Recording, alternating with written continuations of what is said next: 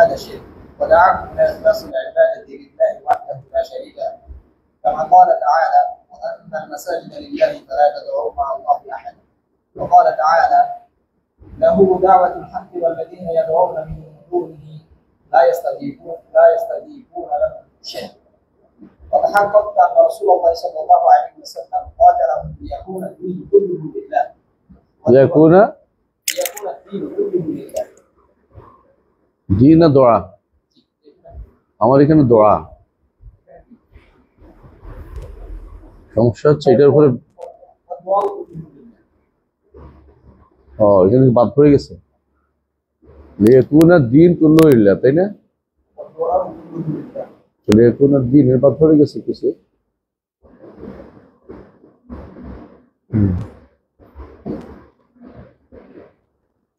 الدعاء كله لله، والذبح كله لله، والنذر كله لله، والاستغاثة كله لله، وجميع أنواع العبادات كله لله. كلها لله. بسم الله الرحمن الرحيم. الحمد لله رب العالمين، والصلاة والسلام على النبي الأمين وعلى آله وصحبه أجمعين وبعد. الحمد لله আমরা পড়ছিলাম শাইখুল ইসলাম মুজাদ্দিদুল মিল্লাহ মুহাম্মদ ইবনে আব্দুল্লাহ রাহিমাহুল্লাহ তার কিতাব কাশফুশ শুবহাতের একটা অংশে, তাই না? প্রথম যে জিনিসটা তিনি শুরু করেছে সেটা হচ্ছে যে আরবের মুশরিকরা আল্লাহর রুবুবিয়তের স্বীকৃতি দিত এবং তারা আল্লাহর জন্য ইবাদত করত। একটা জায়গায় কাজ করতো না, সেটা হচ্ছে শুধু আল্লাহর ইবাদত করতো না, আল্লাহর সাথে অন্যের ইবাদত করত। এবং দলিল সহ দিয়েছেন তিনি যে তারা আল্লাহকে রব হিসাবে মানত এবং এই আল্লাহকে রব হিসাবে মানার পরেও তারা ঈমানে প্রবেশ করতে পারে নাই। আল্লাহকে রব মানার পরেও তারা ঈমানদার বলে বিবেচিত হয় নাই, এবং যে জায়গাতে শিরিক করতো আরবি মুশরিক, এটা হচ্ছে বর্তমান সময় এটা বলে আকীদার বিষয়। মানে আকীদার বিষয়টা বেদাতিরাও আকীদার গুরুত্ব দেয়, তাহলে বেদাতি আকীদার গুরুত্ব দিচ্ছে। তারা এটাকে বড় আকীদা মনে করে বসে আছে, অথচ এটা হচ্ছে তাদের শিরকি আকীদা নিয়ে তারা বসে আছে। এরপর তিনি বলেছেন যে আরবের মুশরিকরা আল্লাহকে রাত দিন ডাকতো না তা নয়, আল্লাহকে তারা রাত দিন ডাকতো। সমস্যা কি ছিল? হ্যাঁ, শিরিক করতো, মানে আল্লাহকেও ডাকতো, অন্যকেও ডাকতো। তাদের মধ্যে কেউ ফেরেশতাদের ডাকতো এই জন্য যে তারা ভালো মানুষ, ফেরেশতারা ভালো নেককার বান্দা, আল্লাহর নৈকট্য। কি জন্য? যাদের এরা নেককার হওয়ার কারণে আল্লাহর কাছে তারা আমাদের জন্য সুপারিশ করবে, তাদের মধ্যে কেউ ফেরেশতা ছাড়া অন্য নেককার বান্দাদেরও ডাকতো, যেমন লাত, যেমন মুসা নবী, ওদেরকেও ডাকতো। এদের সবাই উদ্দেশ্য ছিল একটাই, এরা আল্লাহর কাছে আমাদের জন্য কি করবে? সুপারিশ করে বলে দিবে, আমি তো গুনাহগার বান্দা, আমার কথা কি আল্লাহ শুনবে? আল্লাহকে বললে আল্লাহ, আমরা এদেরকে বলি, এরা আল্লাহকে বলবে। জাস্ট এটা হলো মূল উদ্দেশ্য তাদের, এটাই ছিল তাদের উদ্দেশ্য। এরপর তিনি বলেছেন যে এইটা হচ্ছে মূলত আরবের মুশরিকদের শিরক, যেই শিরকের কারণে রাসূলুল্লাহ সাল্লাল্লাহু আলাইহি ওয়াসাল্লাম যুদ্ধ করেছেন তাদের সাথে। তারপর তিনি বলেছেন রাসূলুল্লাহ সাল্লাল্লাহু আলাইহি ওয়াসাল্লাম এই শিরকের কারণেই আলা হাযা শিরক, তাদের সাথে যুদ্ধ করেছেন। কাতালাহুম, তারা তাদের মূর্তিগুলিকে স্রষ্টা মনে করতো না, তাদের মূর্তিগুলিকে তাদের মূর্তিগুলোর শুধু ইবাদত করতো না, আল্লাহর ইবাদত করতো। মূর্তিগুলিকে শুধু নিতে হিসেবে যে মূর্তিগুলো কি করবে? আল্লাহর কাছে সুপারিশ করবে, এটার উপরে রাসূল যুদ্ধ করেছে। এখন যদি কেউ একই জিনিস মানুষে করে, যে খান জাহান আলী আমার জন্য সুপারিশ করবে, এই জন্য ওনার নৈকট্য অর্জন করতে চাই, আল্লাহর ওলিরা আমাদের জন্য সুপারিশ করবে, এই জন্য তাদের সাথে আমরা ঘুরতে ফিরতে চাই, তাহলে পার্থক্য কোথায় হলো? কোনো পার্থক্য নাই। এটাই বলতে চাচ্ছেন উনি। হ্যাঁ, রাসূল এদের সাথে যুদ্ধ করেছেন। ওয়াদাহুম, যুদ্ধ করে কি বলছেন? ইলা ইখলাসিল ইবাদাতি লিল্লাহি ওয়াহদা, যে ইবাদত যত আছে সব একমাত্র আল্লাহর জন্য করতে হবে, এর কোনো অংশ কাকে দেয়া যাবে না? আল্লাহ ছাড়া কাউকে দেয়া যাবে না, আল্লাহ ছাড়া কাউকে দেয়া যাবে না। যেমন আল্লাহ তাআলা বলছেন ফালা তাদউ মা আল্লাহ আহাদা, মসজিদগুলো আল্লাহর জন্য, আল্লাহ ছাড়া কারোর জন্য কাউকে তোমরা সেখানে ডাকো না। মসজিদ বলতে সেজদার জায়গা যেমন বোঝায়, মসজিদ বলতে সেজদার অঙ্গ বোঝায়। মানে তোমার এই যে 7টা অঙ্গ, এগুলি দিয়ে আল্লাহ ছাড়া কারোর জন্য কিছু করো না। আর মসজিদগুলো আল্লাহর জায়গায়, ইবাদতের জায়গায়, আল্লাহ ছাড়া কাউকে সেখানে তুমি আর হাজির করো না। মসজিদে বসে বসে আল্লাহর বাদে কারোর জন্য ইবাদত করো না। আর মসজিদের বাইরেও নিজের অঙ্গ প্রত্যঙ্গ দিয়ে, মুখ, জিহ্বা অর্থাৎ সবকিছু দিয়ে তুমি আল্লাহ ছাড়া কারোর জন্য কিছু করিও না। এটা মাসাজিদা লিল্লাহি অর্থ ফালা তাদউ মা আল্লাহি আহাদা, আল্লাহর সাথে কাউকে ডেকো না। এবং বলছে ওয়াকাল তাআলা, আল্লাহ তাআলা আরো বলেছেন লাহু দাওয়াতুল হক, হকের দাওয়াত আল্লাহর, অর্থাৎ আল্লাহ তাআলা শুধু হকের দাওয়াত দিচ্ছেন। তিনি দাওয়াত দিচ্ছেন একমাত্র আল্লাহরই ইবাদত করতে হবে। লা ইলাহা ইল্লাল্লাহ, এটা দাওয়াতুল হক। কালিমাতুল হক, দাওয়াতুল হক, কালিমা তাইয়্যিবা, এটা দাওয়াতুল হক। তো দাওয়াতুল হক কার জন্য? একমাত্র আল্লাহর জন্য হবে, অর্থাৎ আমি আহ্বান করবো একমাত্র আল্লাহ ইবাদতের জন্য, এটাই দাওয়াতুল হক। কেন? এরপর অংশ বোঝা যাচ্ছে ওয়াল্লাযিনা ইয়াদউনা মিন দুনিহি, আর যারা আল্লাহ ছাড়া অন্য কাউকে ডাকে এরা দাওয়াতুল হক দিচ্ছে না, হকের দাওয়াত দিচ্ছে না। লা ইস্তাজিবুনা লাহুম বিশাই, এরা হকের দাওয়াত দিচ্ছে না, এরা কোনো কিছু ডাকে সাড়াও দিতে পারবে না। বুঝে আসছে? এরা ডাকে সাড়াও দিতে পারবে না। আল্লাহ তাআলাকে ছাড়া অন্য যাকেই ডাকুক না কেন, তাদের ডাকে কি করবে? সাড়া দিতে পারবে না, দোয়া কবুল করতে পারবে না, দোয়া কবুল করতে পারবে না। তাহলে রাসূলুল্লাহ সাল্লাল্লাহু আলাইহি ওয়াসাল্লাম যে জন্য যুদ্ধ করেছেন, একটা বড় জিনিস হচ্ছে যে একমাত্র ইবাদতকে আল্লাহর জন্য খালেস করতে হবে, এটার জন্য যুদ্ধ করেছেন। এখনো তাই করতে হবে আমাদেরকে। প্রত্যেকটি আমাদের উদ্দেশ্য থাকবে একমাত্র আল্লাহর ইবাদত করা। এইখানে কেউ বাধা হলে, এইখানে কেউ অন্যটা করলে তার সাথে আমার কোনো মিল হইতে পারে না, কারণ এখানেই শিরিক হয়ে গেছে, এখানে আমার সাথে আলাদা হয়ে গেছে। মুসলিম হইতে হলে আমরা আগেও জেনেছি বারাআতু মিনাশ শিরকি ওয়া আহলিহি হইতে হয়। শিরিক এবং মুশরিকদের থেকে নিজেকে মুসলিম হইতে হলে আলাদা ঘোষণা করতে হয়, মুসলিম হইতে হলে শিরিক এবং মুশরিকদের থেকে নিজেকে আলাদা ঘোষণা করতে হয়। সুতরাং এই জায়গাটা কিসের জায়গা? এই জায়গাটা হচ্ছে আমার এবং মুসলিম এবং কাফেরের পার্থক্য করার জায়গা। সে কি ইখলাসুল ইবাদা করছে কিনা? ইখলাসুল ইবাদা করে নাই, ওর কোনো কিছু আমার দরকার নাই, ও আমার পরিবারের সদস্য হইতে পারবে না। হ্যাঁ, নূহ আলাইহিস সালাতু ওয়াস সালামের ছেলে সদস্য হয় না, এই কারণে পরিবারের সদস্য হয় না। ইন্নাহু লাইসা মিন আহলিক ইন্নাহু আমালুন গায়রু সালিহ। ইখলাসুল ইবাদা করে নাই বলেই রাসূলের চাচা ঈমানদার হয় নাই, ইখলাসুল ইবাদা করছে বলেই বেলাল ঈমানদার। তাহলে ইখলাসুল ইবাদা লিল্লাহি ওয়াহদা, এটা হচ্ছে জীবনের প্রথম এবং শেষ মিশন। জীবনের প্রথম এবং শেষ মিশন। প্রথমে লা ইলাহা ইল্লাল্লাহ জান্নাত ঈমানদার হইতে হয়, আর শেষ মরার সময় লা ইলাহা ইল্লাল্লাহ বলতে হয়। জীবনের প্রথম এবং শেষ মিশন হচ্ছে ইখলাসুল ইবাদাতি লিল্লাহ। ঠিক আছে? তাহলে এটা যদি হয়, আমরা এটা লিখে রাখলাম, যেখানে ইখলাস ইবাদা হবে না সেখানে কিন্তু তাহলে আর আমাদের কারোর সাথে সম্পর্ক থাকতে পারে না, এবং কাউকে বলতে ঈমানদার বলতে পারি না। ইখলাসুল ইবাদা কাদের নাই এটা আমরা শুনবো একটু পরেই, উনি নিজেই নিয়ে আসবেন।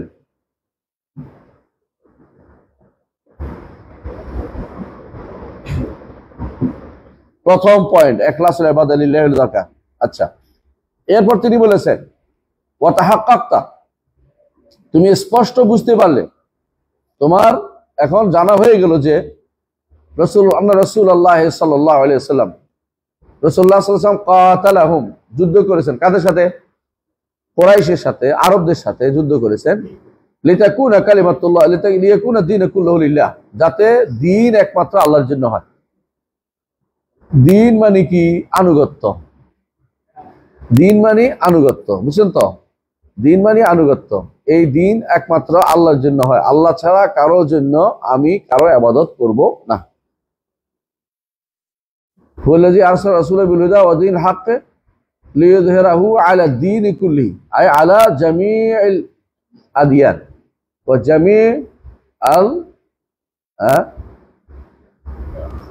জামিআল কি বলে এগুলিকে?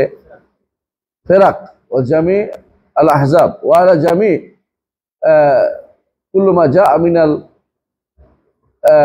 নজরিয়াত, জামি নজরিয়াত, যত মতবাদ আসছে সমস্ত মতবাদের উপরে, যত দিনের আসছে সমস্ত দিনের উপরে, যত রকমের নতুন নতুন নতুন কিছু বা পুরাতন কিছু কেউ উদ্ভাবন করছে এদের উপরে, যত দর্শন আসছে দর্শনের উপরে কি স্থান দিতে হবে? আল্লাহর দিনকে। এটা আমরা গত এতে পড়েছি, ফজল ইসলামের মধ্যে পড়েছি এটা, তাই না? তাহলে লিতাকুনা কালিমাতুল্লাহ হিয়াল উলিয়া, লিতাকুনা কালিমাতুল্লাহ কোনটা? কালিমাতুল্লাহ কই? লা ইলাহা ইল্লাল্লাহ। রাসূলুল্লাহ যুদ্ধ করেছেন যাতে করে আল্লাহর দিন যে আনুগত্য শুধু আল্লাহর জন্য হবে, মেনে নেয়া আল্লাহর জন্য হবে, ইমানের জায়গাটা আল্লাহর জন্য করতে হবে, এইটা। ওয়াদ-দুআ কুল্লুহু লিল্লাহ, ওয়াদ-দাবহু কুল্লুহু লিল্লাহ, ওয়াল ইস্তিগাসা কুল্লুহা লিল্লাহ, কুল্লু ওয়ান-নাযরু কুল্লু লিল্লাহ, ওয়াস-সালাতু কুল্লুহা বিল্লাহ। এই যে বড় বড় 4টা জিনিস উল্লেখ করেছেন তিনি। রাসূল যুদ্ধ করেছেন, প্রথম বলছেন দিন, দিন এবারে শাখা ছোট ছোট উল্লেখ করেছেন। একটা হচ্ছে দোয়া, যেন কার জন্য হয়? আল্লাহর কাছে শুধুমাত্র চাই, আল্লাহর কাছে শুধুমাত্র চাই। আমাদের এক বন্ধু একটা বই লিখছে, শুধু আল্লাহর কাছে চাই, বইটার নামটা খুব সুন্দর। তো আল্লাহর কাছেই শুধু চাওয়া হবে। এই চাওয়া দুই প্রকারের, একটা হচ্ছে ইবাদতের মাধ্যমে চাওয়া, আরেকটা হচ্ছে সরাসরি চেয়ে বসা। দুইটা জিনিস আছে না? যেমন আপনি বলেন রব্বানা আতিনা ফিদ দুনিয়া, এটা হলো সরাসরি চাওয়া। আরেকটা হলো সুবহান রাব্বিয়াল আলা, সুবহান রাব্বিয়াল আযীম, এটাও চাওয়া। এটা হলো প্রশংসার মাধ্যমে চাওয়া। প্রশংসার সব দুই রকমের চাওয়াই ইসলামী শরীয়তে কি হয়? ইবাদত। ইসলামী শরীয়ত ইবাদত, এই দুই রকমের চাওয়াই। এই দুইটা কার জন্য হবে? একমাত্র আল্লাহর কাছেই চাইতে হবে। এখন অন্য কারোর কাছে কি চাওয়া যাবে? হ্যাঁ যাবে। কখন? যদি উপস্থিত হয়, সক্ষম হয়, এবং না উপস্থিত হয়, সক্ষম এবং জীবিত হয়। সক্ষমের মালিকানার ভিতরে অন্তর্ভুক্ত এই জন্য উপস্থিত হয়, হাইয়ুন কাদিরুন, হাইয়ুন হাদিরুন কাদিরুন, হাইয়ুন হাদিরুন কাদিরুন। এই তিনটা হলে চাইতে পারবেন আপনি, কিন্তু চাওয়াটা উত্তম না, চাওয়াটা উত্তম নয়। সবসময় না চাওয়াটা উত্তম। মানুষের কাছে, সৃষ্টির কাছে না চেয়ে, জুতা ছিঁড়ে গেল আল্লাহর কাছে চাওয়া উচিত। জুতা ছিঁড়ে গেল আল্লাহর কাছে, আল্লাহ ব্যবস্থা করে দিবে। হ্যাঁ, আল্লাহ ব্যবস্থা করে দিবে এই হিসেবে। তাহলে প্রথমত রাসূলুল্লাহ সাল্লাল্লাহু আলাইহি ওয়াসাল্লাম যাদের সাথে যুদ্ধ করেছেন, কি জন্য যুদ্ধ করেছেন? দিন যেন আল্লাহর জন্য হয়ে যায়, অর্থাৎ সমস্ত মানুষ যেন আল্লাহর আনুগত্য করে, আর কারো দিকে ধাবিত না হয়, কারো কাছে নিজেকে মাথা নত করে না দেয়। খুদু আল্লাহর জন্য যেন হয়, বিনয় যেন আল্লাহর জন্য হয়, এবং দোয়া শুধু আল্লাহর কাছেই করে। একজন মানুষ তার সমস্ত চাওয়া পাওয়া কার কাছে করবে? আল্লাহর কাছে। ইজা সাআলতা ফাসআলিল্লাহ ওয়া ইজা ইসতাআনতা ফাস্তাইন বিল্লাহ, এটা শিখিয়ে দিয়েছিল রাসূলুল্লাহ সাল্লাল্লাহু আলাইহি ওয়াসাল্লাম। ওয়াযযাবহু কুল্লু লিল্লাহ, আর জবে হবে শুধু কার জন্য? আল্লাহর জন্য। আল্লাহর জন্য জবে, আর আল্লাহর নামে জবের মধ্যে একটু পার্থক্য আছে রে। আল্লাহর নাম ছাড়া অন্য কারণে জবে করলে এটা খাওয়া যায় না। ওয়ালা তাকুলু মিম্মা লাম ইয়াযকুর ইসমুল্লাহ আলাইহি, ওগুলি খেও না যেগুলি আল্লাহর নামে জবে করা হয় না। এটা একটা কথা। আর আল্লাহর নামে জবে করছে, তবে তার উদ্দেশ্য হচ্ছে মেহমান খাওয়াবে, এটা জায়েজ কিনা? জায়েজ। বুঝাইছে কথাটা?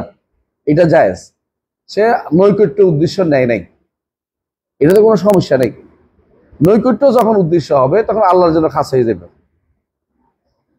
কারণ গরু একজন জবে করছে, গরু আল্লাহ নামে জবে করছে, উদ্দেশ্য গরু বিক্রি করবে, জায়েজ।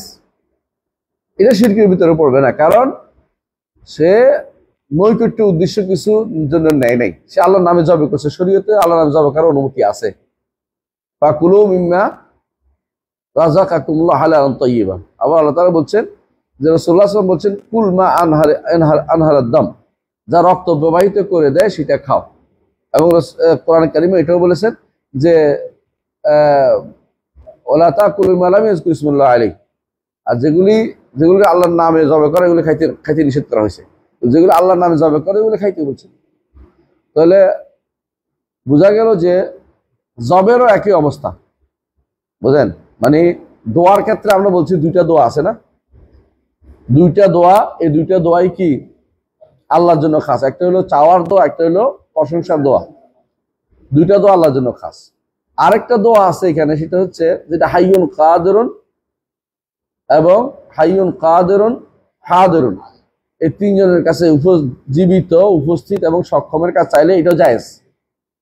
আরেকটা দোয়া আছে এর বিপরীতের দোয়া, যেটা এটা শিরক। কোনটা? এই তিনটি শর্ত না পাওয়া গেলে যে কোনো একটা বাদ গেলে সেটা কি হয়ে যাবে? শিরক হয়ে যাবে। তাহলে বুঝলাম আমরা এটা। জবের ক্ষেত্রেও এরকম কিছু জায়গা আছে।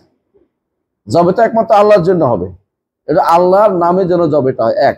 দ্বিতীয়ত নৈকট্য তালাশের জন্য, নৈকট্য লাভ করতে হলে, আল্লাহর নৈকট্য লাভ করতে হলে এই জবে আল্লাহ ছাড়া কারোর জন্য করতে পারবেন না। কিন্তু আপনি গোস্ত খাওয়ার জন্য, গোস্ত বেচার জন্য আল্লাহর নামে জবে করছেন, তো এটা আবার অসুবিধা নাই। ইরানে যারা গেছে, আমাকে একজন বলছে, ইরান ডাক্তার ছিল, বলতেছে আপনি খুবই সম্মানিত ব্যক্তি হলে ইরানে কি করে, ওরা আপনার নামে একটা জবে করে, খায় না ওটা, ওরা সম্মান করার জন্য জবে করে। অনেক সময় দেখবেন যে আমাদের দেশে যারা অন্য ধর্মের লোক আছে বা আমাদের মুসলিমদের মধ্যে যারা অন্য যারা প্রভাবিত, অনেকে দেখবেন যে রাস্তার তিন কোণার মধ্যে একটা প্রাণী জবে করে বলি দিয়ে জবে করে চুয়ে আসছে। তার উদ্দেশ্য কার জন্য? জিনের জন্য, জিনদের জন্য, ওদের সন্তুষ্টির জন্য। এই ওদের সন্তুষ্টির জন্য, ওদের নৈকট্যের জন্য যে জিনিসটা করা হবে ওইটাই শিরকের জবে। এর বাইরে হালাল জবে আছে, আপনি ইচ্ছা করলে আল্লাহর জন্য জবে করছেন, হ্যাঁ, মেহমানকে খাওয়াবেন অথবা বিয়েতে আপনার ওরস দিবেন, এইটা, অথবা আপনি নিজে খাবেন অথবা ব্যবসা করবেন, এগুলি কোনো, এই জবেতে কোনো সমস্যা নাই, এই জবেতে কোনো সমস্যা নেই। নৈকট্যের জবে যেটা, অথবা আল্লাহ সন্তুষ্টি করার জন্য জবে যেটা, ওই জায়গাটা একমাত্র আল্লাহর জন্য হতে হবে, ওখানে কোনো শিরিক করলে সেটা অবশ্যই মুশরিক। এখন অনেকেই বলেন কবরের কাছে গেছি আমরা জবে করছি, আমরা উদ্দেশ্য আমাদের খাওয়া। এটা দুই দিক থেকে সমস্যা। একটা হচ্ছে কবরের কাছে গেছেন যে উদ্দেশ্য কিন্তু কবর লাগে সন্তুষ্ট করা, তাহলে এটা শিরিক হয়ে গেল। আরেকটা হচ্ছে আপনি বাসার মধ্যেই জবে করছেন আল্লাহর নামে, উদ্দেশ্য হচ্ছে কবর লাগে খুশি করা, এটাও শিরিক হয়ে গেল। আবার আরেকটা হলো বাসার মধ্যে আপনি আল্লাহর নামে জবে করছেন, উদ্দেশ্য হচ্ছে আল্লাহর নামে জবে করছেন, বাসার মধ্যে জবে করছেন আল্লাহকে খুশি করার জন্য, নাম নিতে ভুলে গেছেন, সেটা কিন্তু খাওয়া যাবে। ভুলে গেছেন, ইচ্ছাকৃত নেন নাই, খাওয়া যাবে না। তাহলে এগুলি খাওয়া যাবে। হারামের জায়গাও আছে কিছু, হালালের জায়গাও আছে, শিরকের জায়গাও আছে। এগুলিকে আপনাকে আলেমদের কাছ থেকে জেনে নিতে হবে। সব জায়গায় আপনি একরকম মনে করবেন না, বুঝে আসছেন? তো জবে কার জন্য হবে? একমাত্র আল্লাহর জন্য হবে। কোন জবে? সেটা জবু তাকাররুব, জবু তারাদ্দি, যা দিয়ে আল্লাহকে সন্তুষ্ট করতে চাচ্ছেন, যা দিয়ে আল্লাহ নৈকট্য অর্জন করতে চাচ্ছেন বা কারো নৈকট্য অর্জন করতে, এই নৈকট্য আল্লাহ ছাড়া কারোর জন্য করতে পারবেন না। এটা একমাত্র আল্লাহর জন্য হতে হবে। আর নামের ক্ষেত্রে সবসময় আল্লাহর নাম থাকতে হবে। আল্লাহর নাম ছাড়া যদি কোনো আপনি বলেন যে আল্লাহ সন্তুষ্টির জন্যই করছি কিন্তু অন্য নাম নিচ্ছেন, তাও দুই প্রকার। যদি ইচ্ছাকৃত হয় তাহলে হারাম হয়ে যাবে, আর অনিচ্ছাকৃত হইলে তখন হালাল হবে। ইচ্ছাকৃত ভুলটা করে নাই সে। পার্থক্য বুঝছেন তো? এটা খেয়াল রাখতে হবে। জি, ওয়ান্নাযরু কুল্লুহু লিল্লাহ, ওয়ান্নাযরু কুল্লুহু লিল্লাহ। নজর কার জন্য হবে? আল্লাহর জন্য হবে। নজর কি জিনিস? মানত তো বুঝছি। নজর দুই প্রকার, একটা হচ্ছে শর্তযুক্ত, একটা হলো শর্ত মুক্ত। শর্তযুক্ত এর কিরকম? আল্লাহ আপনি যদি আমাকে দেন আমিও আপনার জন্য দিব, এটা হারাম, এটা জায়েজ নেই। এই জাতীয় মানত হচ্ছে শরীয়ত নিষিদ্ধ মানত। আরেকটা মানত হচ্ছে শর্ত বাদে, আমি মান্যত করছি আপনার জন্য একটা রোজা রাখবো, এটা মূলত অনেকটা ওয়াদার মতো, এটা পূরণ করতে হবে। ওইটাও পূরণ করতে হয় যদি কোনো হালাল হয়, এটাও পূরণ করতে হবে যদি হালাল হয়। শর্তযুক্ত মানত যদি কেউ করে ফেলে তাহলে তাকে এটা পূরণ করতে হবে। কারণ আপনি মনে করছেন যে আমি পরীক্ষায় যদি ফার্স্ট হই তাহলে আমি 100টা রোজা রাখবো, ফার্স্ট হন না হন রোজা রাখতে হবে। যদি আপনি মনে করেন যে পরীক্ষাতে ভালো করতে পারি, হ্যাঁ, আমি কি করব, ওই মাজারে 10টা টাকা দিব, পরীক্ষা ফার্স্ট হইলেও টাকা দিতে পারবেন না, না হইলেও টাকা দিতে পারবেন না, বুঝছেন তো? খান জাহানের মাজারে কিছু দিতে পারবেন না, কুমিরের খাবার দিতে পারবেন না। তাহলে কেন এই মানতের ক্ষেত্রেও দেখতে হবে মান নাযার আন ইউতি আল্লাহ ফালিয়ুতিহু ওয়া মান নাযার আন ইয়াসি ফালা ইয়াসি। অবাধ্য হওয়ার মানত করলে করা যাবে না, হালালের মানত করলে এটা করতে হবে, তবে উদ্দেশ্য সাধন হোক বা না হোক। এর মধ্যে উদ্দেশ্য সাধন যদি কোনো শর্তযুক্ত করে তাহলে সেটা হারাম কাজ, আর যদি শর্তযুক্ত না হয় এটা হালাল। ওইটা তখন ওয়াদার পর্যায়ে, এটা তখন ওয়াদার পর্যায়ে। তবে এটা মনে রাখতে হবে সবসময় আন্নাজুল লা ইয়াতি বিখাইর, নজর কোনো কল্যাণ নিয়ে আসে না, মানত কোনো কল্যাণ নিয়ে আসে না। মানতের কারণে আপনার জিনিসটা হাসিল হবে এটা কখনো মনে করেন না। আল্লাহ যেটা মঞ্জুর করছে সেটাই হবে, আর নজর কোনো উদ্দেশ্য হাসিল কোনো মাধ্যমও নয়। উদ্দেশ্য হাসিল মাধ্যম হচ্ছে দোয়া, উদ্দেশ্য হাসিল মাধ্যম হচ্ছে আল্লাহর রাস্তায় দান করে ওসিলা দিয়ে দোয়া করা অথবা সরাসরি দোয়া করা। হ্যাঁ, আরেকটা হলো 3 নম্বরটা কি, মানুষ দুনিয়াতে যে কোনো উদ্দেশ্য হাসিল করে কিভাবে? হয় টাকা দিয়ে খুশি করে দেয়, নাহলে চাইয়া বসে, বুঝে আসছে, অথবা তার যারা দুর্বল আছে ওদেরকে দেয়, ওরাও দোয়া করে, ওদের দোয়া লাগে। ঠিক উদ্দেশ্য আসলে একটা উদ্দেশ্য। আরেকটা মাধ্যম হচ্ছে আত্মীয় স্বজনকে দান করা, আত্মীয় স্বজনের সাথে ভালো সম্পর্ক বজায় রাখা, দুনিয়াতে তাই। ঠিক আখেরা আপনি যদি আপনার উদ্দেশ্য সাধন করতে হয় তাহলে মানত করেন না, 3টা কাজ করে। একটা কি, দোয়া করেন আল্লাহর কাছে, আরেকটাও দান করে ওসিলা দিয়ে দোয়া করেন, দান করেন, দান করলেও আল্লাহ খুশি হয়। সাদাকাতু তুতফি গাদাবার রব, রবের অসন্তুষ্টিকে নিভিয়ে দেয়। আর মান আরাদা আই ইউনসালাহু ফি আথারিহি, যে কেউ চায় তার পরবর্তীতে তার নামটা যেন থাকে, সবাই যেন তার ভালো নাম করে, রাসূলুল্লাহ সাল্লাল্লাহু আলাইহি ওয়াসাল্লাম বলেছেন ফালিয়াসিল রাহিমাহু, আত্মীয়তার সম্পর্ক যেন সে বজায় রাখে, তাহলে মানুষ তাকে সুন্দর স্মরণ করবে। হ্যাঁ, ওয়াজআলনি লিসানা সিদকিন ফিল আখিরিন, এটা মানুষের সবসময় কামনা, এটা চিরন্তন কামনা। একজন মানুষ যে আমি তো চলে যাব, ভালো যেন মানুষ অন্তত আমাকে বলে, এতে লাভও আছে। 40 জন মানুষ যদি ভালো বলে, ভালো, একদম জান্নাতি, বিশাল। যারা শিরিক করে না এরকম 40 জন যদি কোনো কারোর জন্য কাউকে ভালো বলে, জান্নাতি হয়ে যাবে। সাক্ষী দিলে সাক্ষী আনতুম শুহাদাউল্লাহ ফিল আরদ, হাদিসে আছে। এবং 40 জন যদি কোনো তার জন্য দোয়া করে, সেটাও জান্নাতি হয়ে যায়। আর ভালো বলার তো আরো বেশি। বোঝা গেল যে 3টা দুনিয়াতেও যে কোনো পরিবর্তনের 3টাই মাধ্যম। একটা হচ্ছে হয় অর্থ দিয়ে পরিবর্তন করব, নয় চেয়ে পরিবর্তন করব, নয় কিছু এমন কাজ করবো মানুষ প্রশংসা করে পরিবর্তন করে দিবে। এটা দুনিয়াতে একরকম। আল্লাহর কাছেও পরিবর্তনের 3টা, এর বাইরে মান্নাত দিয়ে কোনো পরিবর্তন হয় না কোনো কিছু। আল্লাহর কাছে পরিবর্তন বলছি কি জন্য বুঝছেন? মা ইউবাদদাল কাওলা দাই, আল্লাহর কাছে কোনো কিছু পরিবর্তন হয় না। তাহলে কি পরিবর্তন কি সেটা? ফেরেশতার খাতা এবং মানুষের দৃষ্টি, এই জায়গাতে পরিবর্তন হয়, কিন্তু মৌলিকভাবে যেখানে আল্লাহ তাআলা লিখছেন যেখানে সেখানে কোনো পরিবর্তন নাই। মা ইউবাদদাল কাওলা দাই, পরিবর্তন যে হয় অন্য জায়গায়, দলিল কি? ইয়ামহুল্লাহু মা ইয়াশাউ ওয়া ইউসবিত, আর আল্লাহর জায়গায় পরিবর্তন হয়, দলিল কি? ওয়া ইনদাহু উমুল কিতাব, একটা আয়াতের ভিতরে যে পরিবর্তন তোমাদের কাগজে ভর্তি হইতে পারে, আল্লাহর কাছে কোনো পরিবর্তন হয় না। ফেরেশতার খাতা হয়, ফেরেশতা তো আর গায়েব জানে না, ফেরেশতা সবই লেখে। উমুল কিতাব অনুসারে আল্লাহ এগুলিকে রাখেন আর মুছে দেন, বুঝলেন না কথাটা? হ্যাঁ, তো নাজার সবই কার জন্য? আল্লাহর জন্য হতে হবে।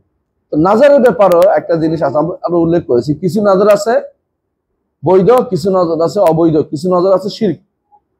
বৈধ নজর কোনটা? যখন শর্ত মুক্ত হবে, কোনো শর্তযুক্ত করবে না, এটা বৈধ নজর, জায়েজ আছে। কিন্তু এটা উত্তম বলে বলছি না আমরা, নজর না করাটাই সবসময় উত্তম। আর নজরের মধ্যে আরেকটা আছে শর্তযুক্ত নজর, এটা জায়েজ নেই, এটা মোটেই জায়েজ নেই, এটা করা যাবে না। এটা অর্থ হলো আল্লাহর সাথে আমি নিজেকে, মানে আল্লাহ আমার দিলে আমি আপনার দিব, এরকম একটা অবস্থা, নাউযুবিল্লাহ। আর 3 নম্বর যেটা, সেটা হচ্ছে যেটা শিরকি নজর, এটা কোনোভাবেই করা যাবে না। আর মানত পূরণের ক্ষেত্রে বৈধ সকল মানত পূরণ করতে হবে, অবৈধ কোনো মানত পূরণ করা যাবে না, উদ্দেশ্য সাধন হোক বা না হোক। আর বৈধ যে সমস্ত মানত আছে সেগুলোকে উদ্দেশ্য সাধন হোক বা না হোক মানত পূরণ করতে হবে। মানত পূরণ করতে হবে, বুঝেছেন? ওয়াল ইস্তিগাসাতু কুল্লুহা বিল্লাহ, ইস্তিগাসাতু উদ্ধার কামনা কার কাছে হবে? আল্লাহর দিয়ে হবে। এখন উদ্ধার কামনা দুনিয়াতে তো ইস্তিগাসার আরো কিছু প্রকার আছে। একটা হচ্ছে ধরেন আল্লাহর কাছে উদ্ধার কামনা চাওয়া, এটা তো একটা ইবাদত। এটা কি ইবাদত? এটা ইবাদত। আল্লাহর কাছে উদ্ধার চাওয়াটা ইবাদত।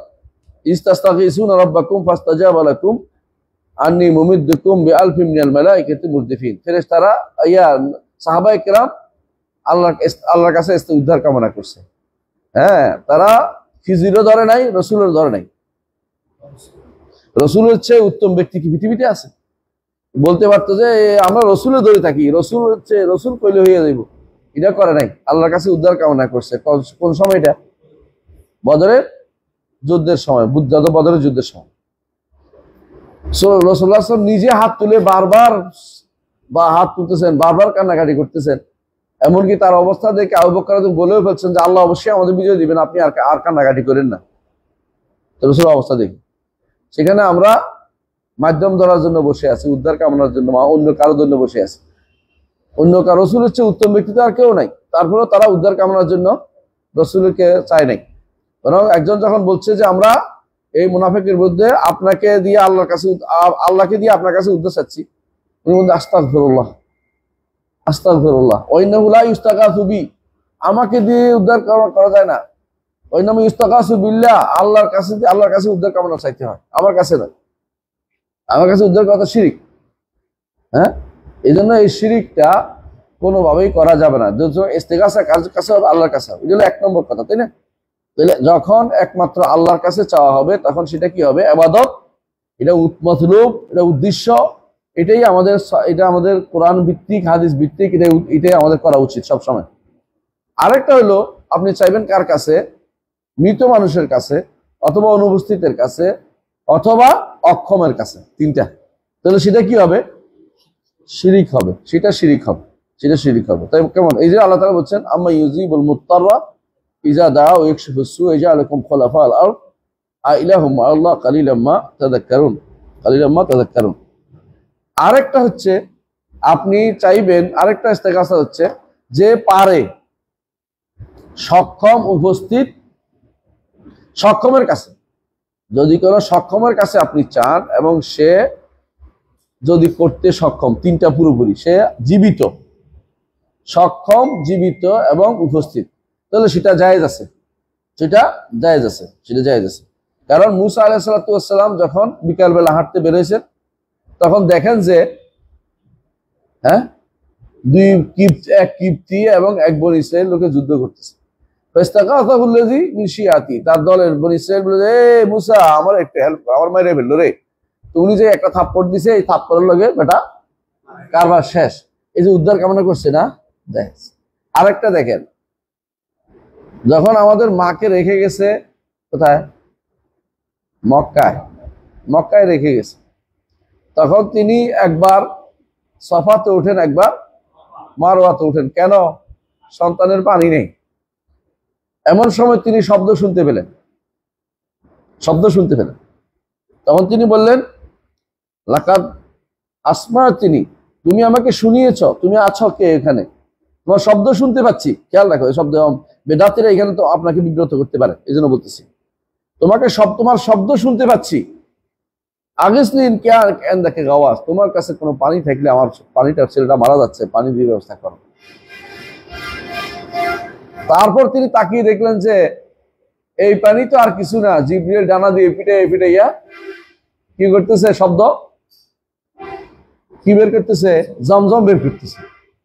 দৌড়ে আসলেন, পানি কি স্বচ্ছ পানি, বাচ্চারা খাওয়ালেন, নিজে খাইলেন, দাগ দিলেন, গুল দিলেন, যাতে এটা আর বেশি না হয়ে যায়। সেখানেও তিনি শব্দ শুনেছেন, উপস্থিত, তারপর তিনি সেটা বলেছেন। এরপর জিজ্ঞাসা করে তোমার ক্ষমতা থাকলে করো, ক্ষমতা আছে কিনা? জীবিত উপস্থিতকে সব তোমার ক্ষমতা আছে কিনা জিজ্ঞাসা করেছে, তারপর সেটা করেছেন। এটা দিয়েও দলিল দিতে পারবে জাতিরা যে এখানে তো করছে, এটা করার উনি করছেন, লেখাই আছে ওখানে, তোমার শব্দ শুনতে পাচ্ছি।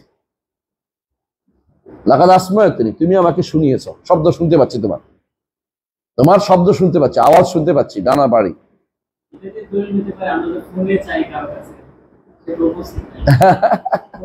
এটা দিয়ে তো লইতে পারে, ঠিকই বলছো। এটা নিয়ে আবার না বলে যে আপনি তো ফোনে থাকছেন, উপস্থিত তো নাই। আসছেন তো। আরেকটা হচ্ছে, কেউ যদি মনে করে যে তিনি উপস্থিত নাই ঠিক, কিন্তু তার একটা গোপন ক্ষমতা আছে, এটাই হলো কারা করে? হ্যাঁ, এটা হলো বেদাতিরা করে। তাই উপস্থিত না থাকলে কিছু তিনি কি আছে, গোপন ক্ষমতা আছে। এটাও শিরিক, এটাও শিরিক, এটাও শিরিক। আচ্ছা, আরেকটা আছে যেটা হচ্ছে সে পারে না, উপস্থিত, সক্ষম না, তারপরেও তার কাছে চাচ্ছে, এটা হলো বেহুদা। বুঝলেন না কথাটা?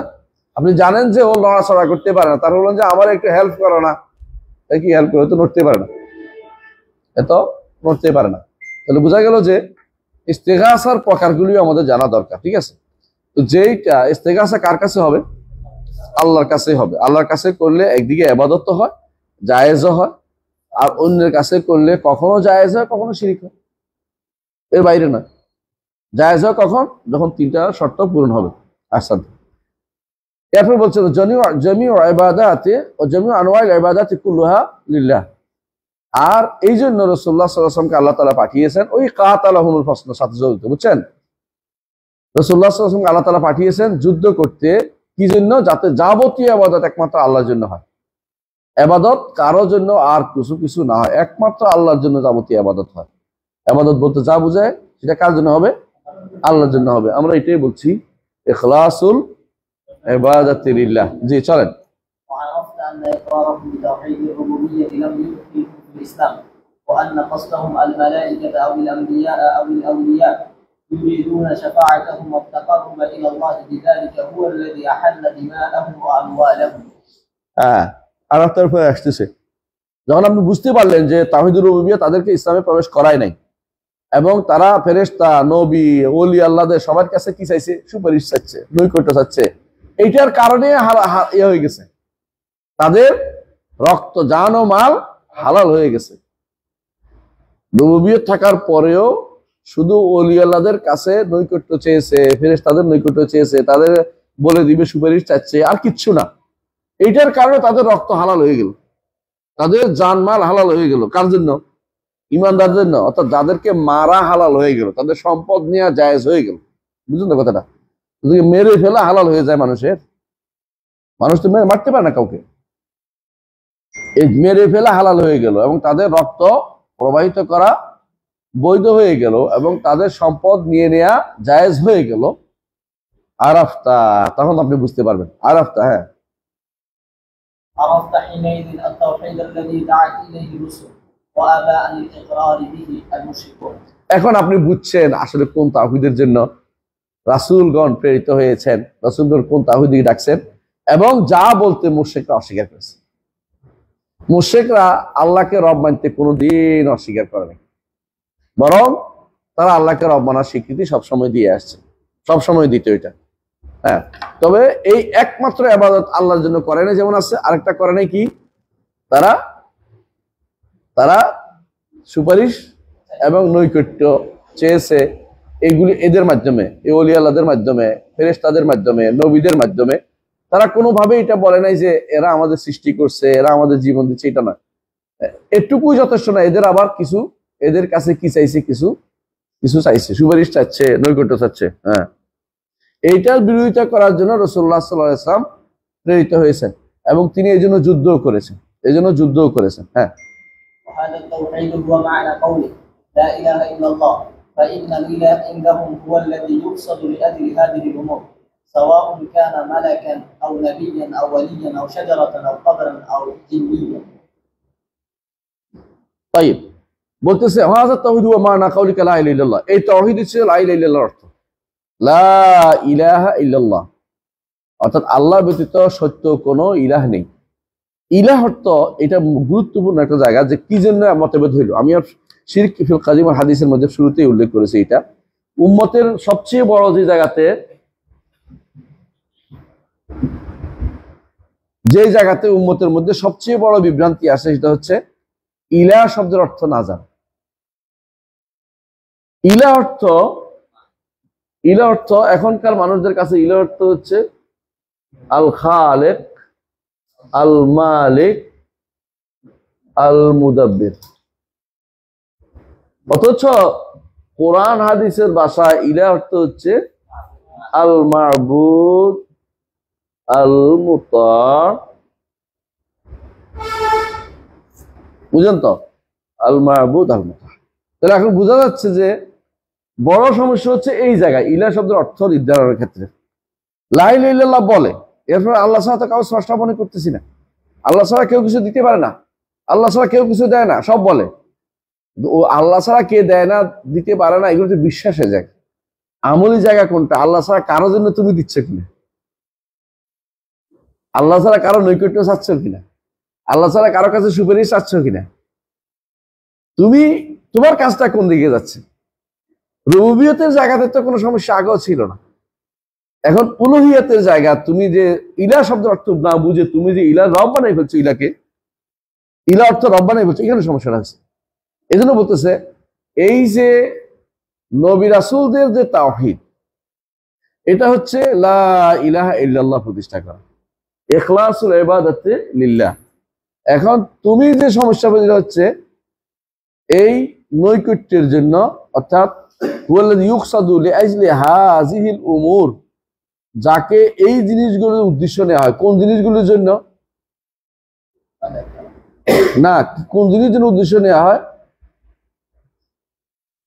হ্যাঁ, দোয়া, যাবহ, নাযার, ইস্তিগাসা, তাকাররুব, শাফা, এগুলির জন্য যাদের কাছে উদ্দেশ্য নেওয়া হয়, এইটাই হচ্ছে ইবাদত। যে বুঝাচ্ছে, বুঝছো নি? হুয়াল্লাযী ইউকসাদু লিআজলি হাযিহিল উমুর, যেগুলি গেছে একমাত্র আল্লাহর জন্য হওয়ার কথা ছিল না, কতগুলি কি বলছে? দোয়া, ইস্তিগাসা, শাফা, তাকাররুব, তারপরে যাবেহ, তারপরে নাজার, এই যতগুলি কথা বলছে এগুলি কার জন্য হওয়ার দরকার ছিল? একমাত্র আল্লাহর জন্য। তো লা ইলাহা ইল্লাল্লাহর অর্থ হচ্ছে এগুলি আল্লাহর জন্য হবে। বুঝে আসছে কথাটা? এগুলি আল্লাহর জন্য হবে। এগুলি হইতে পারবে না কার জন্য? মালাকের জন্য, নবীর জন্য, অলির জন্য, গাছের জন্য, কবরের জন্য, জিন্নির জন্য হইতে পারবে না। এটা হলো উদ্দেশ্য। লা ইলাহা অর্থ উদ্দেশ্য কি? এগুলি আল্লাহর জন্য হবে। এগুলি কার জন্য হবে না?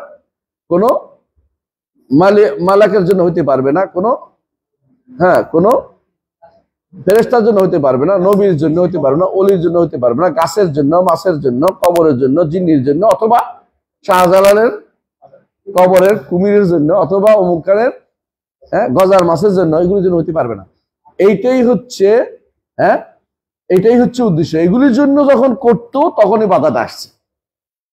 এগুলির জন্য করতো কারা? আরবের মুশরিকরা।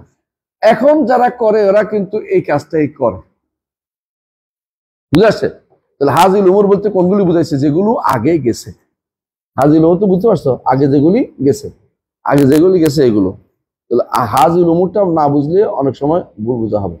যে যার কাজ, যাকে এই জিনিসগুলোর জন্য উদ্দেশ্য করা হয়, দোয়া, ইবাদত, ইস্তেগাসা, তাকাররুব, সাফা, এগুলি দিয়ে যার উদ্দেশ্য করা হয়, এটাই হচ্ছে একমাত্র আল্লাহর জন্য হতে হবে। এইটা যদি কোনো কেউ মালাককে দেয়, নবীকে দেয়, অলিকে দেয়, গাছকে দেয়, কবরকে দেয়, অথবা জিন্নিকে দেয়, অথবা যেটাই দেয়, এটাই হচ্ছে মূলত শিরিক। এবং এটাই হচ্ছে ইলা মনে করা, এটাই হচ্ছে ইলা বলা। ইলা শব্দ মূলত হচ্ছে ইবাদা, যার জন্য উদ্দেশ্য করা হয় তাকে ইলা বানানো হয়। সহজ কথা এটা। যাকে ইবাদত দিয়ে উদ্দেশ্য বানানো হয় তাকে ইলা, তিনি ইলা হয়ে যায়। যাকে ইবাদত দিয়ে উদ্দেশ্য নেওয়া হয় সে ইলা হয়ে যায়। হ্যাঁ, এই জন্য বলতেছে লাম ইউরিদু, তারা চায় নাই। কারা? আরবের মুশরিকরা। আন্নাল ইলাহা হুয়াল খালিক, তারা বলে নাই যে ইলা হচ্ছে কি? খালিক, রাজিক, মুদাব্বির। এইটা তারা উদ্দেশ্য নেয় নাই। তারা উদ্দেশ্য, ইলা দ্বারা তাদের উদ্দেশ্য হচ্ছে এটা যে মালাককে, নবীকে, ওলিকে, সাজারা, গাছ দিলেই ইলা বানানো হয়। এই জন্য তারা লা ইলাহা ইল্লাল্লাহ বলতে চাইতো না। তারা বলছে লা ইলাহা ইল্লাল্লাহ বললে বুঝলে আমাদের এই ইবাদতের কোনো অংশ কারো দিতে পারবো না, এদেরকে দিতে পারবো না। বুঝে আছে? লা ইলাহা বললে যদি কোনো এই জন্য তার লা ইলাহা বলতে, আর আমরা লা ইলাহা ইল্লাল্লাহ বলি সাথে এগুলো করি, কারণ আমরা লা ইলাহা অর্থ বুঝিনি, ইলাহা অর্থ বুঝিনি। এই জন্য আমাদের শেখ আব্দুল্লাহ ইবনে ইমান হাফিজাহুল্লাহ তিনি সবসময় বলতেন যে উম্মতের মধ্যে বড় সমস্যা হচ্ছে ইলাহা শব্দ না বুঝা। যতদিন ইলাহা শব্দের সঠিক অর্থ না বুঝবো ততদিন পর্যন্ত বিভ্রান্ত থাকবে, বিভ্রান্ত সোজা হবে না। যে ইলাহা বললে তারা বুঝতো যে আজাল আলিহাতা ইলাহা ওয়াহিদা, অর্থাৎ সমস্ত উদ্দেশ্য কি একজনের জন্য হয়ে যাবে। তো আমাদের এত যে আমরা দোয়া করি, এটা করি, এটা করি, সাইয়া সংগঠন করি, এগুলি তৈরি তো আর দিতে পারবো না। এই জন্য তারা জীবনে লা ইলাহা ইল্লাল্লাহ বলতে চাইতো না, বলতে পারবো না, ওরা বলা যাবে না। কিন্তু এরা আমরা এখন আমাদের দেশে এখন পৃথিবীতে বা যারা মুশরিক শিরিক করে মুসলিমদের মধ্যে লা ইলাহা ইল্লাল্লাহ বলে, জিকিরও করে, সারাদিন জিকির করতে করতে বেহুশ হয়ে যায়, জিকির করতে করতে গাছে উঠে যায়, মাছে উঠে যায়, জিকির করতে যা আছে তা করে, কিন্তু আবার শিরিকও করে। অর্থাৎ উদ্দেশ্য কাকে নেয়? এদেরকে নেয়, আল্লাহ সাল্লামকে নেয়। লাম ইউরিদু, আরবের মুশরিকরা কখনোই ইচ্ছা করে নাই আন্না লিল্লাহি ওয়াল খালিকুল মালিকুল মুদাব্বির ফা ইন্নাহুম পড়ো ইয়ালামুনা আন্না যালিকা লিল্লাহি ওয়াহদাহু কামা কাদ্দামতু লাকা, কারণ তারা ভালো করে জানতো এগুলি আল্লাহর জন্য, এগুলি তারা শিরিকও করতো না, শিরিকের জায়গাতে আসে না ওরা। এখনকার সময় এগুলি তো শিরিক করে, এগুলি তো শিরিক করে, কিন্তু এগুলি তো শিরিক করলেও যদি আমি শেষেরটা বন্ধ করতে পারি তাহলে এগুলি শিরিকও করবে না। কথা বুঝতে পারছি? আমি যদি বলো সমস্ত ইবাদত একমাত্র আল্লাহর জন্য করবো, আমরা কারো কাছে চাইবো না, কারো কাছে করবো না, তো অন্যগুলি শিরিক করে শিরিক করতে হলে আল্লাহরে আমি আল্লাহকে আমি অন্য কাউকে স্রষ্টা বলে আমার লাভ রাখি, কারণ আল্লাহর জন্য ইবাদত করতে হচ্ছে। এই জন্য ইবাদত যদি একমাত্র আল্লাহর জন্য হয়ে যায়, বাকিগুলি শিরকে থাকতে পারে না, বাকি শিরক সময় পায় না, আর জায়গা পায় না। এই জন্য দেখবা যে মুওয়াহহিদ যারা, তাওহীদবাদী যারা, যাদেরকে আমরা সালাফি বলি, সহিহ আকীদা মানহাজে বলি, তারা দেখবে কোথাও শিরিক করে না, এখানে না ওখানে করে না। মানে তারা রুবুবিয়তে করে না, আসমা সিফাতে করে, উলুহিয়তে করে না। আর যাদের ইবাদতে আল্লাহর জন্য কাজ করার সমস্যা, তারা সব জায়গাতে তাদের সমস্যা, সব জায়গায় তারা শিরিক করে থাকে, কারণ তারা আসলে ইবাদতের ইলাহা শব্দের অর্থ বুঝতে পারেনি, ইলাহা শব্দের অর্থ মূল অর্থ বুঝতে পারেনি। হ্যাঁ, ওয়াইনামা يعنون بالإله ما يعني به المشركون في زماننا بلفظ السيد، فأتاهم النبي صلى الله عليه وسلم يدعوهم إلى كلمة التوحيد وهي لا إله إلا الله. وإنما يعنون بالإله ما يعني المشركون في زماننا بلفظ السيد। কথা বুঝো, এটা বুঝাই চাচ্ছি। শাইখুল ইসলাম মুহাম্মদ ইবনে আব্দুল ওয়াহাব রাহমাতুল্লাহ জামানায় আমাদের দেশে এমন যেমন আছে সৈয়দ পরিবার লোক আছে না, কয় না, সৈয়দ বংশের লোক, বুঝেননি? সৈয়দ আব্দুল কাদের জিলানী, সৈয়দ অমুক, সৈয়দ অমুক। কেন সৈয়দ নিয়ে তো টানাটানি করে? বিরাট মহিরু মানে কি, বড় গাছ না, বুঝছ কিনা? এই বিশাল বেটার অধীন যদি থাকতে পারি, আমার মতো লোকটা এমনি ভালো দিব, এরকম চিন্তা ভাবনা করে, বুঝছ কিনা? তো ওরা বলে, উনি বলতেছে এটা যে আরবের মুশরিকরা ইলা দ্বারা বুঝতো। বর্তমান সময়ে মুশরিকরা যেটা বলে যে কারো যদি কোনো অধীনে আমি নিজেকে জায়গা দিতে পারি, কোনো অলির পীরের দরবারে যদি আমি একটু জায়গা পেয়ে যাই, আমার জীবন ধন্য। কথা বুঝছো কথাটা? মানে তারা মনে করে যে এই অলি আল্লাহর নেক নজর যদি একবার আমার উপর পড়ে তো আমি তো সেরা।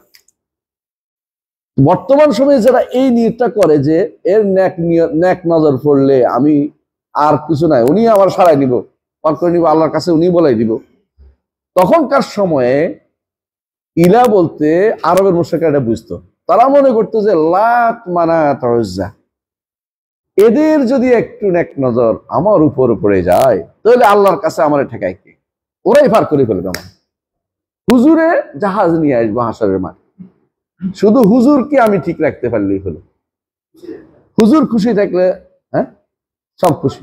এই যে হুজুর, বড় হুজুর, এটা হলো এখানকার সাইয়েদ শব্দের অর্থ, বুঝছো তো? আরবরা হুজুর না কই এটা কইতো। শেখ হুসাইন মোহাম্মদ আব্দুল ওয়াহাব রহমতুল্লাহ জামানায় কইতো যে আপনি কি সৈয়দ অমুকের বিরোধিতা করতেছেন, বুঝলেন না কথাটা? তো আমরা এখন কি বলে, অমুক পীরের আপনি বিরোধিতা করতেছেন, কত বড় সাহস! মানে এই যে এটা পীর বলতেছেন আপনি, যেটাকে আপনি হুজুর বলতেছেন, বড় হুজুর, হ্যাঁ, ওইটাই ওই সময়ে মক্কা মদিনাতে সাইয়্যিদ নামে প্রসিদ্ধ ছিল। তো তখনকার সময় সাইয়্যিদ নামে যেটা বলা হইতো, আরবের মুশরিকরা ওইটাই উদ্দেশ্য নিত হিলা দ্বারা, কারণ এরা সাইয়্যিদদের খুশি করার জন্য চেষ্টা করে। কারণ সাইয়েদ খুশি মানে হুজুর খুশি মানে তিনি খুশি, বুঝছেন তো কথা? আল্লাহ খুশি। এই কথা তিনি বলতে চাচ্ছেন যে তারা কিন্তু এদেরকে এই সাইয়েদের খালেক মালেক মনে করতো না, যেমনি ভাবে আমরা পীর সাহেবকে খালেক মালেক মুদাব্বির মনে করতেছি না। অনেকেই, আবার অনেকে কিন্তু করেও, নাউজুবিল্লাহ।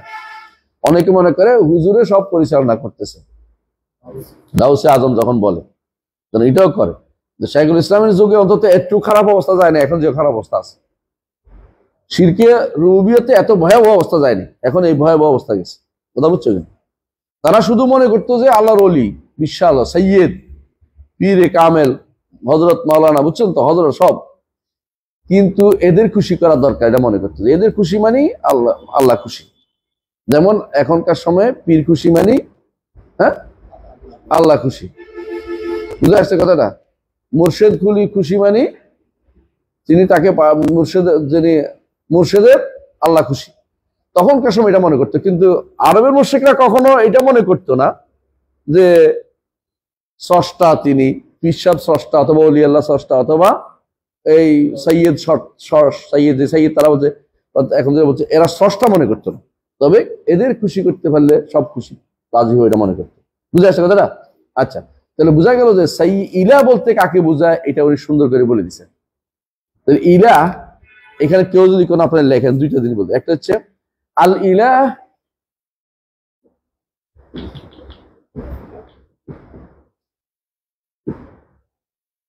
মফহুমিল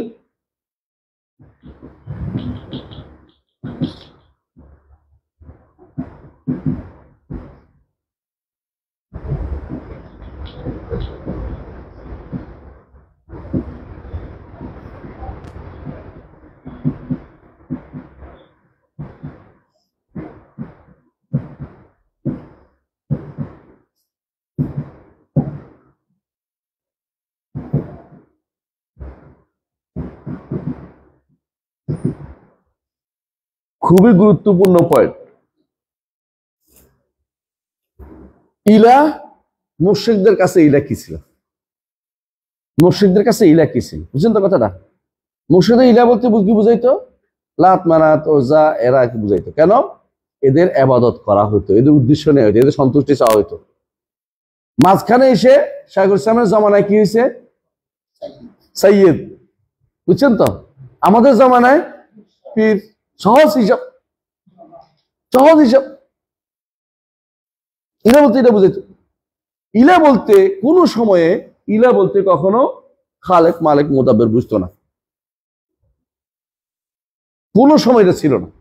কিন্তু দুর্ভাগ্যবশত এখনকার অনেক বইতে অনুবাদ দেখবেন লা ইলাহা ইল্লাল্লাহ অনুবাদ করছে কি আল্লাহ ব্যতীত আইনদাতা কেউ নেই, আল্লাহর বিধানদাতা কেউ নেই, আল্লাহ ব্যতীত সর্বময় ক্ষমতার অধিকারী কেউ নেই, আল্লাহ ব্যতীত দাঁড়াই উঠে বস, আল্লাহ ব্যতীত সর্বময় ক্ষমতার অধিকারী কেউ নেই, আল্লাহ ব্যতীত সার্বভৌমত্বের অধিকারী কেউ নেই। এগুলি কোনোটাই ইলা শব্দের প্রতিনিধিত্ব করে না, ইলা শব্দের অর্থ না। কথা বুঝতে পারছো? এটা সত্য, হ্যাঁ আল্লাহ ব্যতীত এটা না, এটা না, এটাকে আমরা অস্বীকার করছি না, কিন্তু এটা ইলাহের অর্থ না। কথা বুঝছেন? ইলাহের অর্থ না। এটা কিরকম জানেন? আমি একজনকে বললাম যে আপনাদের দেশে অনেক বহুত রকমের মানুষ আছে, কি কুমুয়া আমাদের দেশে, আপনাদের মানে আমাদেরই। বললাম যে ইস্তাওয়া শব্দের অর্থ বসা না, ইস্তাওয়া শব্দের অর্থ উঠা, উপরে উঠা। ইস্তাওয়ার পরে আলা আসলে উপরে উঠা। এখন তিনি বসা করবেন যে কোনো মূল্যে। বলতেছে একটা হাদিসে আছে, যেদিন আল্লাহ কুরসির উপর বসবেন সেদিন তোমার কি হবে? এই তো বসা পাইছি, ভুল কোথায়? এটা ইস্তাওয়ার অর্থ না, এটা আলাদা জিনিস। এটা কিয়ামত হাশরের মাঠে বসার কথা বলছে। এখন আপনি ইস্তাওয়া দিয়ে এটা অর্থ তফসির করতে পারেন না, তো আমাদের বোকা বানাচ্ছে এটা দিয়ে। এটা তো হাশরের মাঠের বিষয়, এবং এটা তিনি বসবেন, আমার তো নিয়ে মাথা ব্যথাও নাই। এটা হাদিস সাব্যস্ত হলে বলবো আমি হাজারবার। ইস্তাওয়ার অর্থ সাব্যস্ত হচ্ছে না, কিন্তু এটা ঠিক ইস্তাওয়ার অর্থ সমাসে লিখে ফেলছে। সমাসে সাব্যস্ত করার জন্য বই লিখে ফেলছে একজন, তারাও সালাফি। এগুলো বাড়াবাড়ি পর্যায়ে সীমা আছে। আঞ্চলিক সালাফিরা খুবই বিব্রতকর অবস্থা নিয়ে আসে। এমন এমন শব্দ বলবে জীবনে নাই, তারপরে বলবে যে ওইটাও আছে, দেহ বলবে, গায়ের জোরে। আস্তাগফিরুল্লাহ। না যাক, তবু ভালো লেখাপড়া করো। হ্যাঁ, এরপরে ওয়াল মুরাদু মিন হাযিল কালিমা। হ্যাঁ, এখন বলতেছে। হ্যাঁ, لا مجرد لفظ الله. এটা কি বলছে, কি বুঝাচ্ছে এটা? আয় লা ইলাহা ইল্লাল্লাহ, এই কালেমাটা কেউ যদি বলে যে লা ইলাহা ইল্লাল্লাহ বলছি, লা ইলাহা বলছি, এটা তার মাফ হয়ে যাবে না। অর্থ থাকতে হবে, অর্থটা আগে বুঝতে হবে। তার ভিতরে যে অর্থ, উদ্দেশ্য, এটা আগে ঠিক করতে হবে। এখন যতই আপনি লা ইলাহা ইল্লাল্লাহ বলেন, এটা কিন্তু কোনোদিন আপনার উদ্দেশ্য হবে না। কেউ যদি আস্তাগফিরুল্লাহ মদ খায় আস্তাগফিরুল্লাহ হইলো শয়তানি করা। তো লা ইলাহা ইল্লাল্লাহ বলে প্রশাসন করার কোন দরকার নেই। আপনি লা ইলাহা ইল্লাল্লাহ বললে অন্তরে জায়গা দেন, অর্থটা বোঝার চেষ্টা করেন।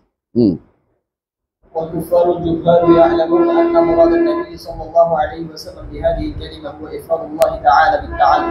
বিহি বিতাআল্লুক বিহি, বিহি নাই, বিহি লাগাইতে হবে। বিহি, হ্যাঁ পড়ে গেছে মনে হয়।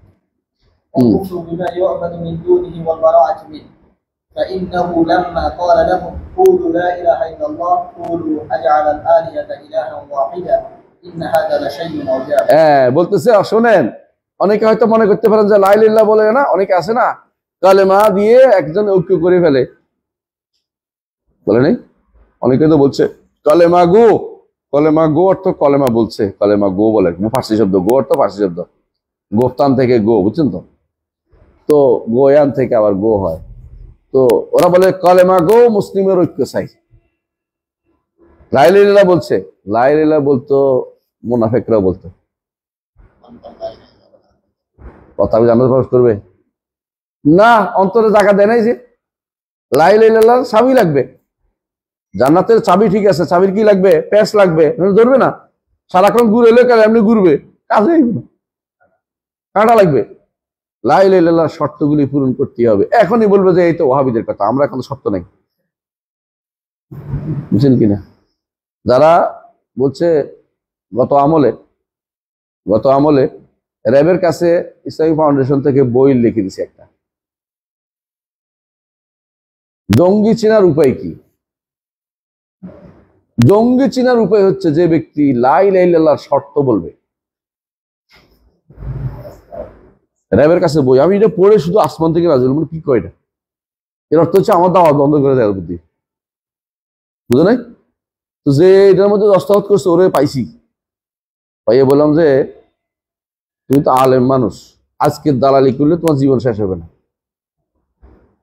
তুমি যে লিখছো এটা কোন একটা লিখছো?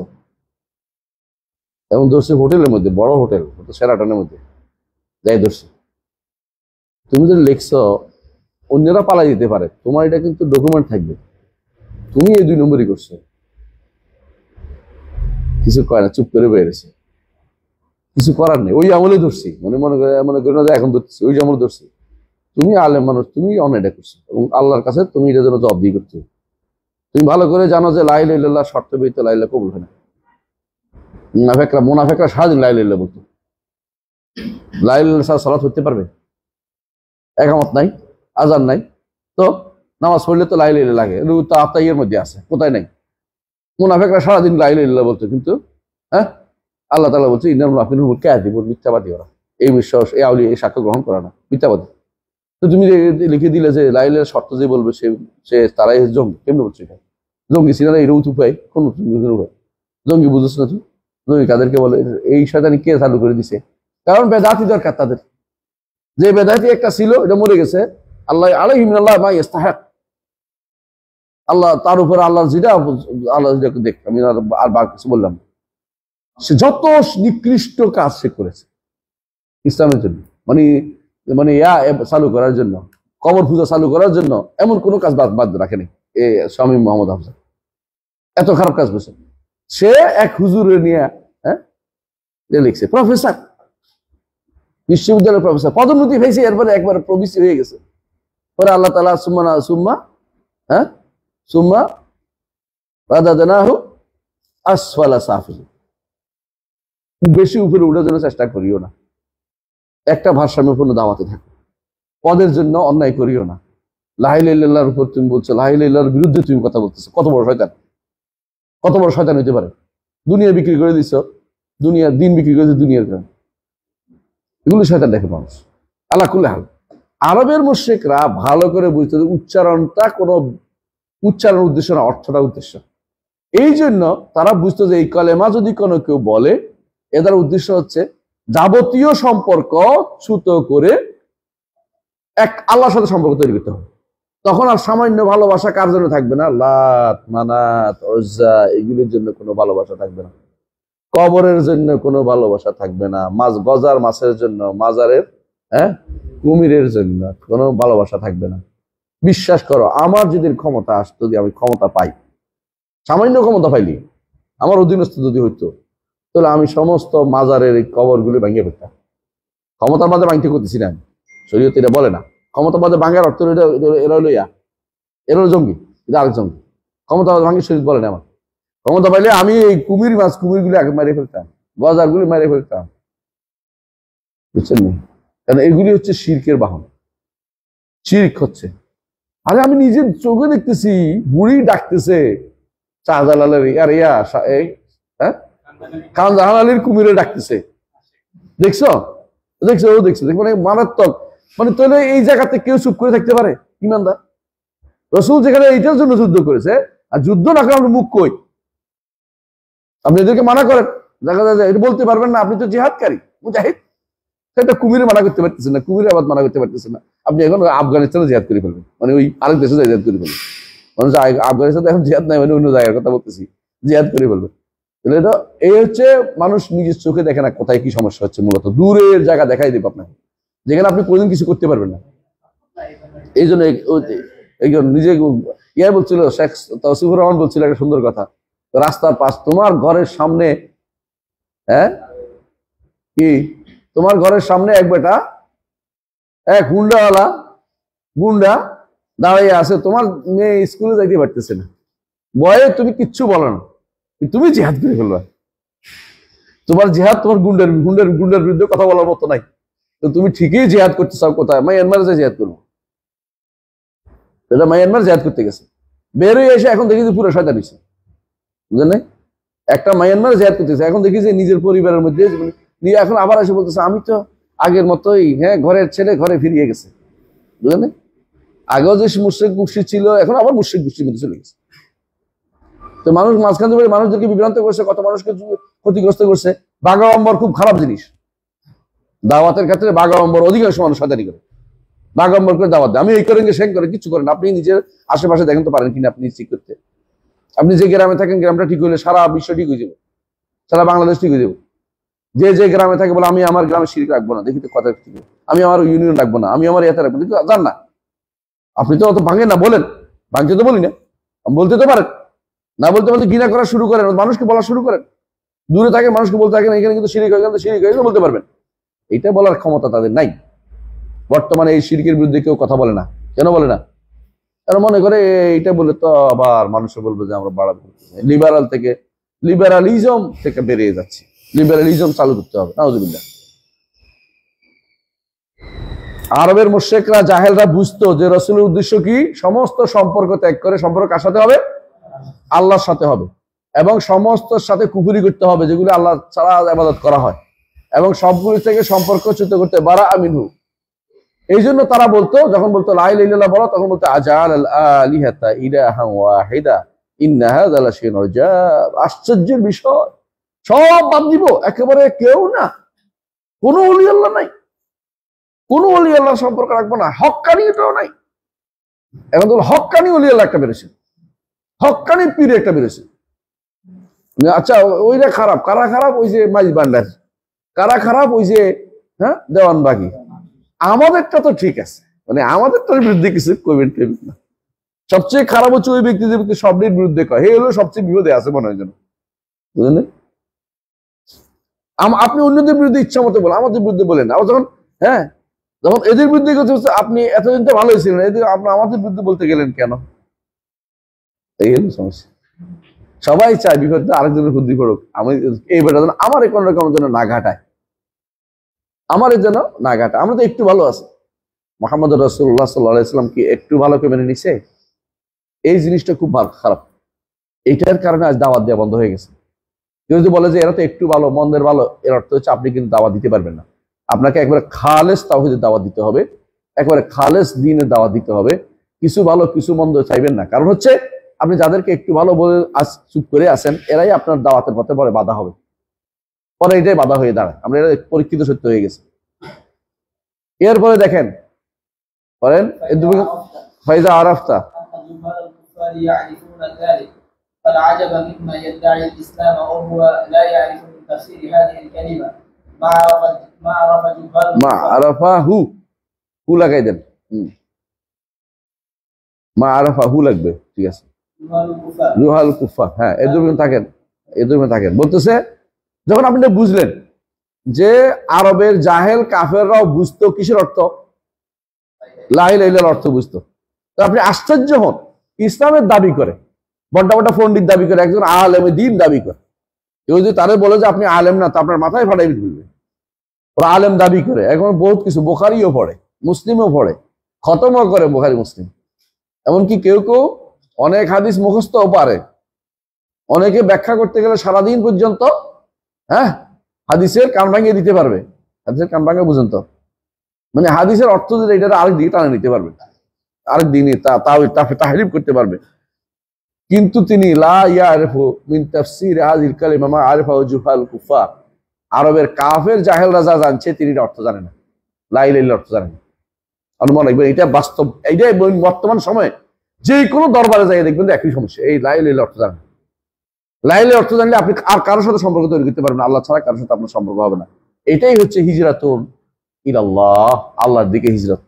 আরেকটা হচ্ছে বেদাত থেকে মুক্ত থাকতে হলে হিজরাতুল ইলা রাসূলি, হিজরাতুল ইলা রাসূলি।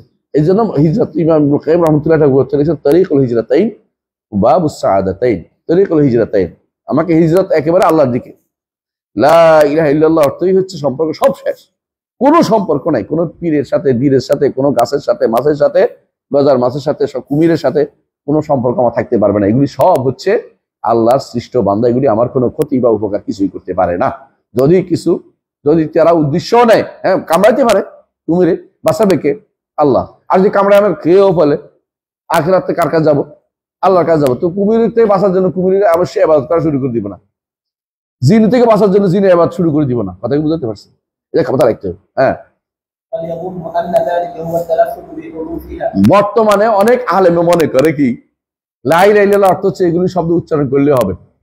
লা ইলাহা ইল্লাল্লাহ, লা ইলাহা ইল্লাল্লাহ জিকির করতে করতে লাভ দিয়ে গাছে ওঠা, লাভ দিয়ে হুজুরের মাথার উপরে উঠছে, হুজুরের গায়ের উপরে পড়ছে, মাইক নষ্ট করে ফেলেছে, তারপরে কিছু হচ্ছে না, আমার পাগল বলতেছে তুই আল্লাহ, এর প্রশ্রয় কতটুকু দিতে পারে? তাগুত সে চুপ করেছিল, কারণ যে ব্যক্তি ইবাদত করা আর বলা হয় চুপ থাকে, সন্তুষ্ট থাকে, সে ব্যক্তি তাগুত, কোনো সন্দেহ নেই। কত বড় তাগুত সে। পরে এরপরে কি বলছে? তারা অর্থ দরকার নাই, শুধু লা ইলাহা ইল্লাল্লাহ বললে হবে। এই আলেমরা বলে, তথাকথিত আলেম না বলছে, আলেমগুলি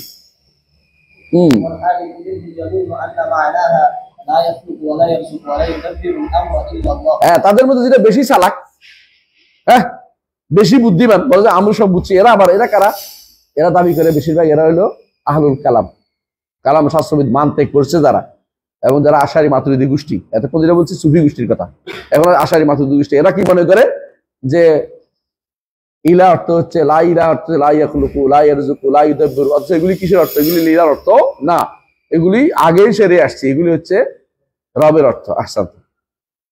এরপর তিনি বলতেছেন ফালা খায়রা ফি রাজুলিন, পড়ো পড়ো,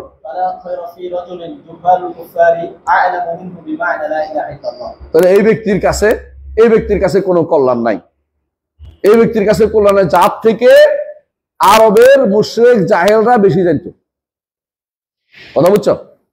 এই জন্য এই সমস্ত মানুষ যেগুলি আছে, বেরলবি বলেন বা অমুক খানে বলেন, অমুক রশি তমুক রশি, রশিদ তো শেষ নাই, অমুক অমুক অমুক কি বলে, আবার শিরকি করতে থাকছে। এরা আরবের জাহেলদের চেয়ে এদের অবস্থা খারাপ। আরবের মুশরিক জাহেলদের কেন খারাপ? ওরা অর্থ বুঝতো, এরা অর্থ বুঝে না। এরা অর্থ বুঝতে বাধিত, এরা অর্থ সম্পর্ক ত্যাগ করতে বলছে, এরা এটা সম্পর্ক ত্যাগ করে না। আর ওরা আরবের মুশরিকরা লা ইলাহা ইল্লাল্লাহ অর্থ কখনো রিজিক দাতা মনে করতো না। এদের মধ্যে একটা গোষ্ঠী আবার দাঁড়াইছে রিজিক দাতা, জীবন দাতা, দাতা দাতা দাতা, সব দাতা যেগুলো, এগুলি কোনো বিধান দাতা, এগুলি কোন রুবুবিয়তের অর্থ, এগুলি উলুহিয়তের অর্থ না, এগুলি রুবুবিয়তের অর্থ, ইলাহের অর্থ না। এটা বোঝা দরকার, ঠিক আছে? এর দূর পর্যন্ত আমরা থামি। ইনশাআল্লাহ আগামী ক্লাসে বাকিটা পড়বো। ওই ইজা আরাফতা মা যাকারতু লাকা কেন্দ্র করে থাকবে ইনশাআল্লাহ। দাগ দিয়ে রাখেন। থাক, আমরা ভেঙে রাখি।